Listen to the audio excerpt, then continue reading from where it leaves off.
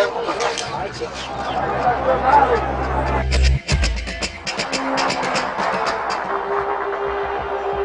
trabalhador brasileiro.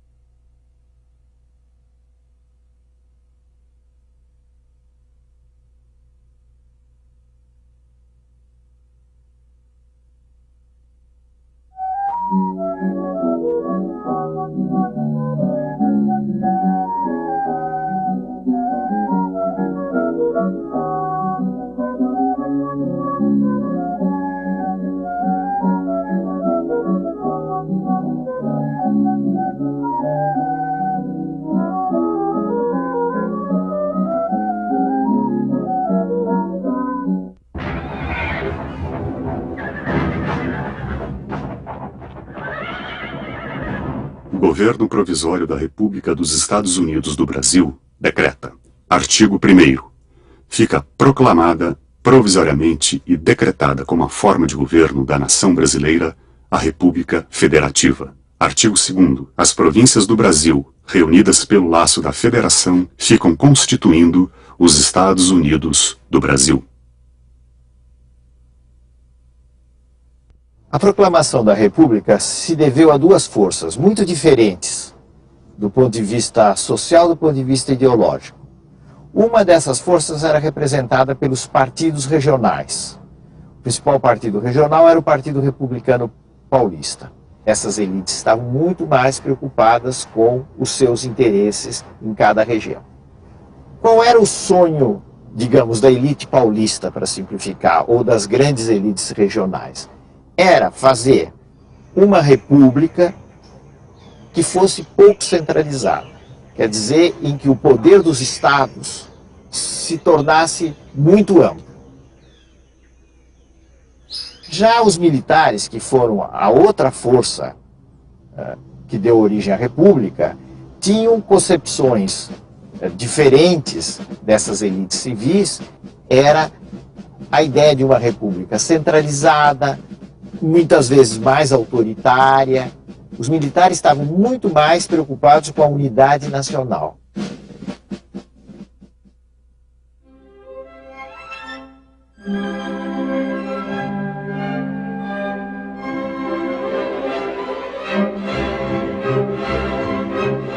Essa luta foi ganha pelas elites civis.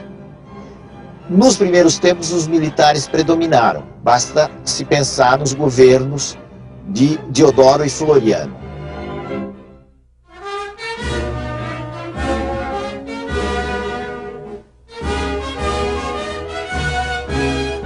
Mas logo depois se formou uma república civil.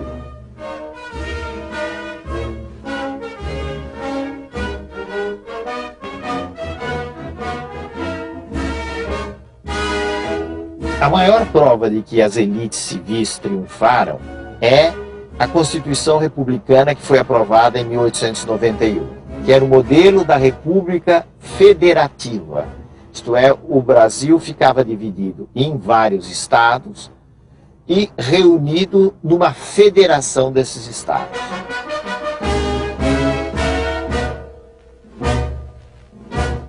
E, além disso, essa Constituição, seguindo bastante o modelo americano, criou uma divisão de 3 poderes, pelo menos na teoria. Esses 3 poderes eram o poder executivo, que executa as leis, ou que encaminha leis para o Congresso, o poder legislativo, que faz as leis, né, a Câmara dos Deputados e o Senado, e o poder judiciário, que julga o conflito entre os cidadãos, ou então interpreta as leis, interpreta a Constituição. O que a Primeira República fez, em continuação com os últimos anos do Império, foi manter o voto só para as pessoas alfabetizadas. Mas, ao mesmo tempo, abriu um instrumento que, vamos dizer assim, convidava à fraude eleitoral. Esse instrumento era a inexistência do voto secreto. Como o voto era aberto, todo mundo sabia o voto de um determinado cidadão, a possibilidade do cidadão ser pressionado a votar em determinados candidatos, sobretudo no campo, era muito grande.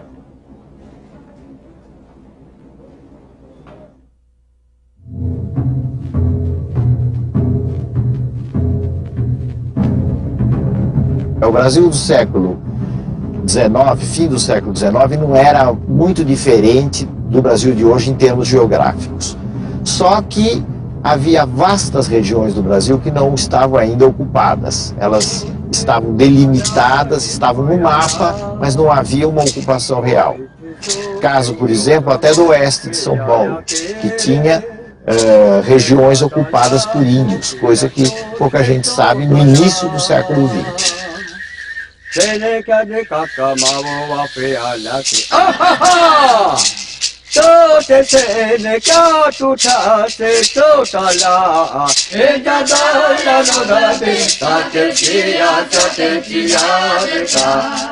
Há uma frase muito comum nessa época da Primeira República, fim do século XIX até 1930, de que o Brasil é um país essencialmente agrícola. Quer dizer, vamos nos fixar em atividades agrícolas e vamos esquecer tudo mais.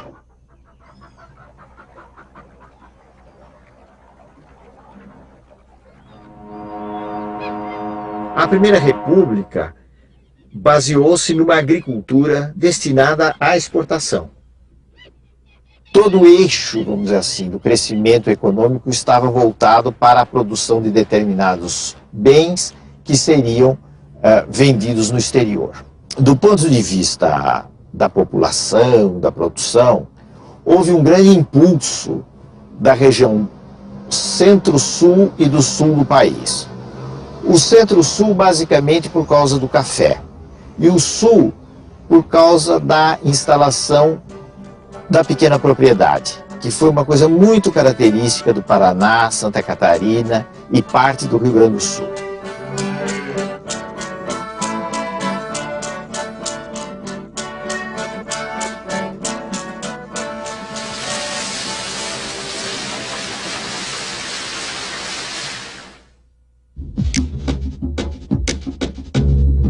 A partir de 1880, por aí, surgiu a produção de borracha.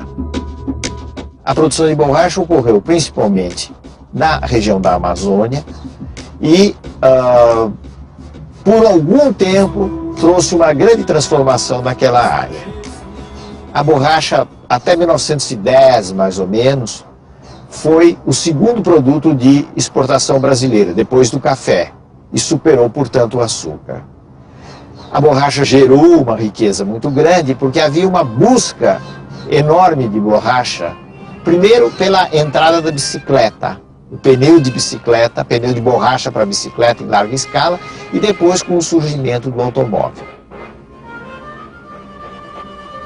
A paisagem do norte do país mudou muito com a borracha, porque aquela riqueza concentrada permitiu um desenvolvimento econômico nas mãos de uns poucos e, sobretudo, uma alteração da fisionomia urbana de Manaus e de Belém.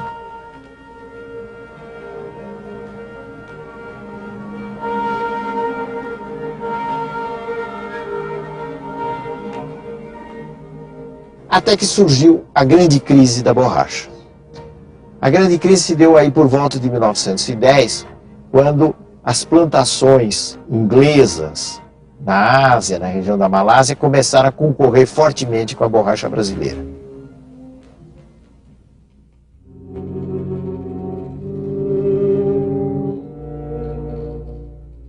Havia regiões do Brasil que progrediam muito, mas havia também amplas extensões no campo que eram extremamente pobres, com populações que ficaram à margem de todo esse progresso que ia se realizando no centro-sul, no sul do país.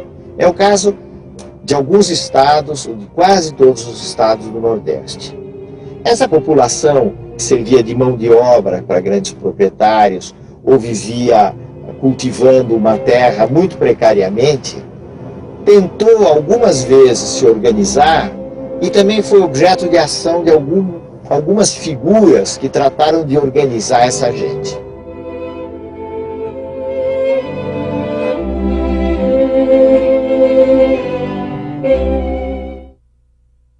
Dos movimentos no campo, o mais importante, o mais conhecido, foi o de Canudos, que se instalou no norte da Bahia, perto da cidade de Jeremoabo, entre 1893 até sua liquidação em 1897. O Arraial tinha como figura central uma figura urbana, que era o Antônio Conselheiro, que era uma espécie de figura de um missionário. E o conselheiro foi muito hábil em reunir sertanejos atacados pela seca, pelas más condições de vida, e que buscaram no Arraial de Canudos uma forma comunitária de melhores condições da sua existência, ou dar mais sentido à sua existência.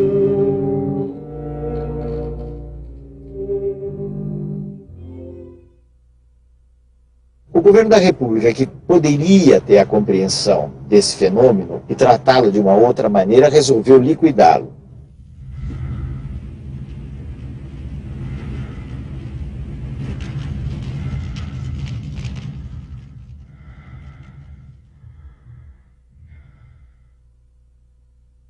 Canudos não se rendeu. Exemplo único em toda a história, resistiu até ao esgotamento completo, expugnado palmo a palmo, na precisão integral do termo. Caiu no dia 5, ao entardecer. Quando caíram os seus últimos defensores, que todos morreram. Eram 4 apenas. Um velho, 2 homens feitos e uma criança, na frente dos quais rugiam raivosamente 5.000 soldados.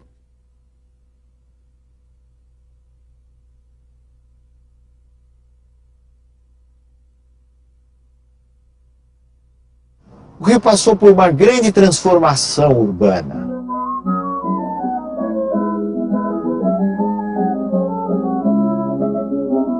Por exemplo, a Avenida Rio Branco foi aberta no início da República e foram feitas também muitas transformações que envolveram sacrifícios para pessoas pobres que moravam no centro da cidade e que tiveram que se deslocar ou para os subúrbios ou para as favelas que estavam começando a crescer nos morros do Rio de Janeiro.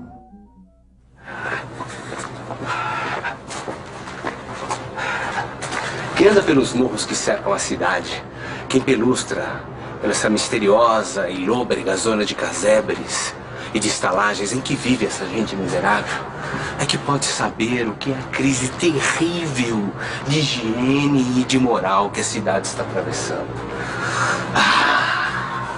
Se a miséria dos fracos, contrastando com a fortuna dos fortes, é uma prova de civilização, podemos dizer com orgulho pouco louvável que estamos civilizados. É interessante, para não dizer revoltante, que só nos mostremos impressionados pelos aspectos da nossa vida essencialmente urbana e preocupados com o saneamento do centro da cidade, quando o grande mal, o mal terrível, o mal hediondo, está nessas furnas, nessas bibocas, nessas betesgas imundas da nossa Whitechapel, onde ninguém sabe ler e onde ninguém toma banho. Em cidades como São Paulo, Rio de Janeiro, até certo ponto no Recife, Salvador, surgiram fábricas, muitas fabriquetas, eram chamadas as fabriquetas de fundo de quintal, mas também grandes construções fabris, que mudaram a fisionomia das cidades. Por exemplo, em São Paulo surgiram os bairros operários, onde antigamente havia chácaras.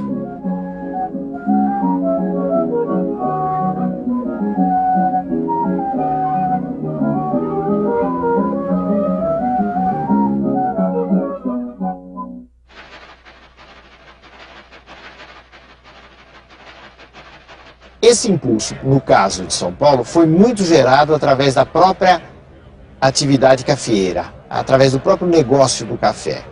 Por quê? Porque o café gerou uma grande expansão econômica, uma urbanização, quer dizer, as cidades cresceram muito, a cidade de São Paulo cresceu muito, e criou assim um mercado interno, um mercado para os produtos industriais. Foi por essa via que as indústrias começaram a crescer no país.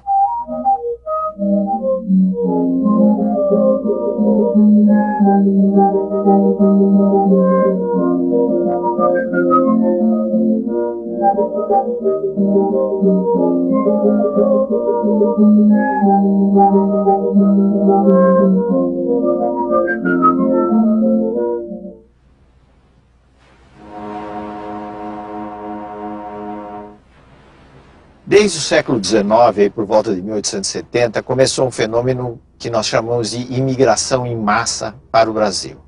Esse movimento teve uma parte concentrada no sul, onde já havia uma velha imigração alemã, sendo que agora vieram principalmente colonos italianos. A outra parte foi concentrada ou estabelecida na região centro-sul do país, especialmente em São Paulo. Por que essa imigração? Na Europa existiam condições de pobreza que levavam as pessoas a quererem, como se dizia na época, fazer a América. Isso de um lado. Do outro lado, porque os fazendeiros de café necessitavam de mão de obra com o fim da escravidão. Então foi feito um esquema para atrair imigrantes da Europa, especialmente para as fazendas de café em São Paulo.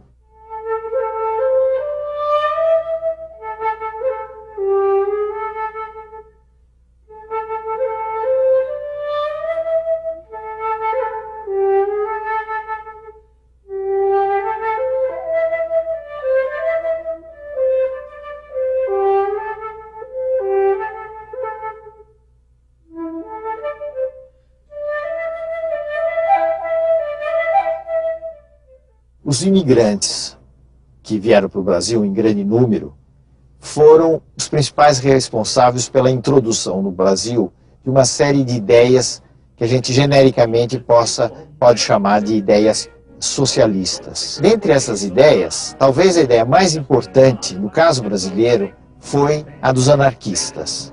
Os anarquistas representaram realmente um pequeno grupo, mas um grupo influente nos meios operários, especialmente o anarquismo brasileiro, que era o anarco-sindicalismo. Ele pretendia reforçar o papel do sindicato, transformar o sindicato em um órgão revolucionário e fazer, através da ação dos sindicatos, uma revolução social no Brasil.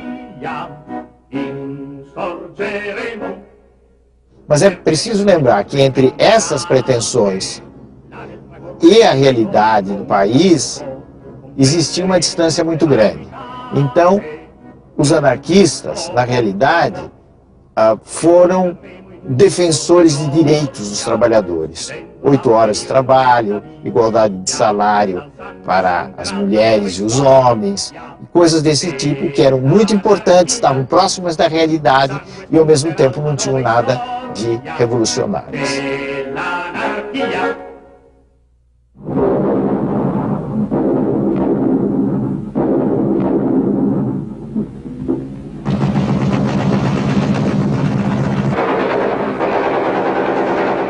Depois da Primeira Guerra Mundial, 1914, 1918,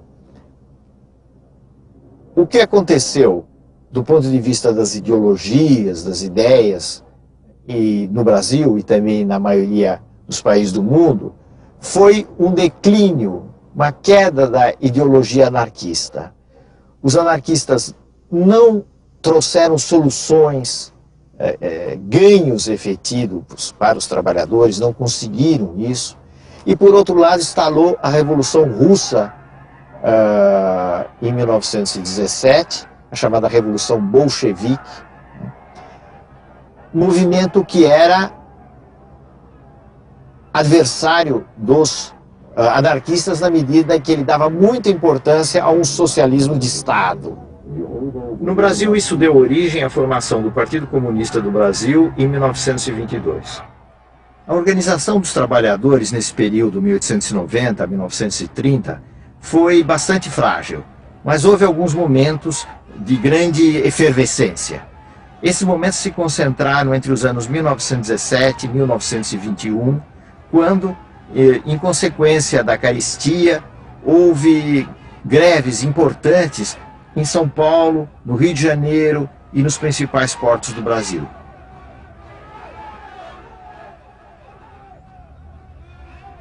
Começaram a se acumular sintomas, sinais de crise da Primeira República. Um desses sinais foi o chamado movimento tenentista, que representou uma expressão de insatisfação dentro do Exército e, em muito menor escala, dentro da Marinha, contra o chamado sistema oligárquico. Por que essa insatisfação dos tenentes? Porque eles sonhavam com um tipo de república centralizada, unificada, que não favorecesse os estados maiores. Um destacamento militar que percorreu 24 mil quilômetros aproximadamente do território brasileiro, chefiado por Luiz Carlos Prestes, que viria a ser um líder comunista, e uma figura hoje menos conhecida, que era Miguel Costa.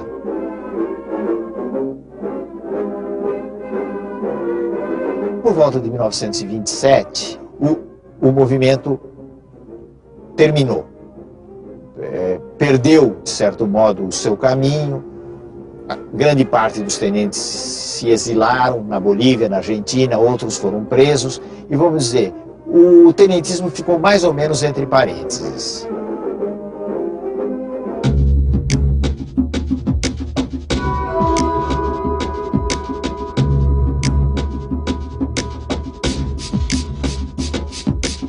São Paulo e Minas fizeram uma aliança, a República do Café com Leite, que durou ao longo da Primeira República até quase o fim da Primeira República. São Paulo teve uma forte predominância na Primeira República, e São Paulo tinha como base econômica o café, e Minas também teve essa predominância, e o leite, a produção de leite, era um fator econômico importante das atividades agrícolas e pastoris de Minas Gerais. Mas é preciso a gente tomar cuidado e não pensar que tudo, do ponto de vista político, era a aliança de São Paulo e Minas. Muito da disputa política e dos acordos políticos passava por São Paulo, passava por Minas, mas passava também pelo Rio Grande do Sul.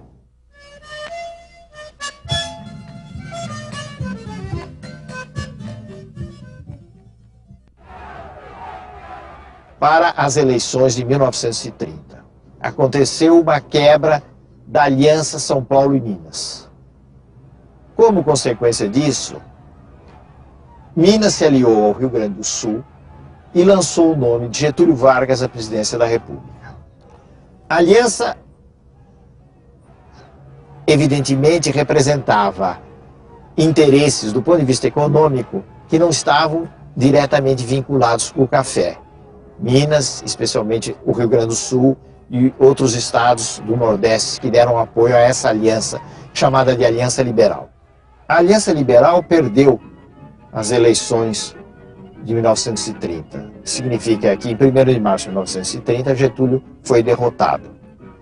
Alguém diria, Getúlio foi derrotado pela fraude, venceu Júlio Prestes, que era o candidato de São Paulo e da Paraíba, com alguns outros apoios. Gaúcho, meu irmãozinho, meu irmãozinho mineiro, seu Julinho é que vai ser. Porque cidade Julinho é um caboclo brasileiro, brasileiro como quer. O que houve de novo naquela altura foi o fato de que um setor da oposição civil, um setor da Aliança Liberal, principalmente os nomes mais jovens, não se conformaram com o resultado das eleições e resolveram apelar para uma revolução. Esse era o dado novo entre março e outubro de 1930. Ora, para fazer uma revolução, eles precisariam, naturalmente, de força armada. E eles foram buscar velhos inimigos deles, que eram os tenentes. A grande maioria dessas elites da Aliança Liberal haviam combatido os tenentes. Os tenentes estavam no exílio ou estavam meio na sombra e agora representavam uma carta importante para se estourar uma revolução.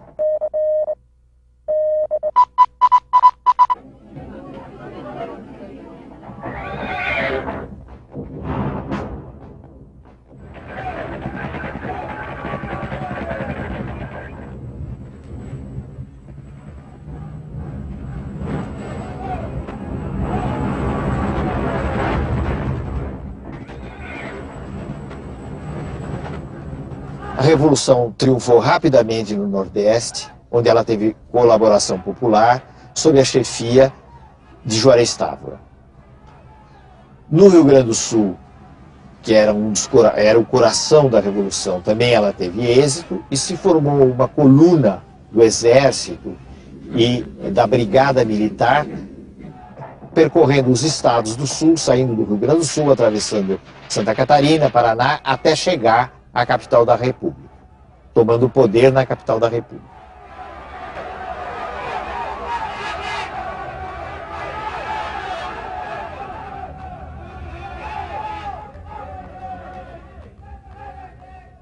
No próximo programa, Getúlio Vargas no poder.